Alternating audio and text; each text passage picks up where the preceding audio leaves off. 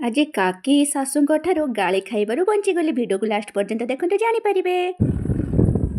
ଦେଖନ୍ତୁ କେତେ ସୁନ୍ଦର ଜାଗା, ପୁରା ଫଟୋ ଉଠେଇଲେ ଆମ ଶ୍ୱଶୁର ଘରକୁ ଯିବା ବେଳକୁ ରାସ୍ତା।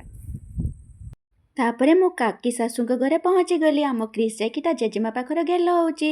ତାପରେ 4ଟା ହେଇଯାଇଥାଏ। କ୍ରିସ୍ ଆଉ ତା କକା ଖେଳୁଛନ୍ତି। ଏଠି କାକି ଆମର ପାଣି ଆସୁଥିଲା, କାକି ପାଣି ପୁରଉଥିଲେ।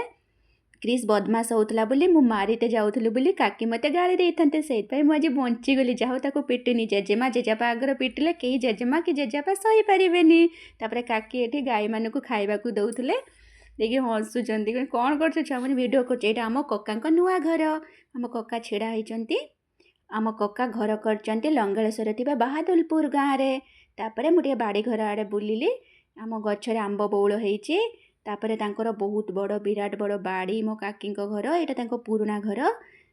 ଏବେ ସେ ନୂଆ ଘର ଅଲରେଡ଼ି କରିସାରିଲେଣି। ତାପରେ କଦଳୀ ବି ଗଛରେ ହେଇଥିଲା, ଧଣିଆ ପତ୍ର ବି ଲଗେଇଛନ୍ତି। ବାକି ଯାହା ରହିଲା ନେକ୍ସଟ ଭିଡ଼ିଓରେ ଦେଖିବେ।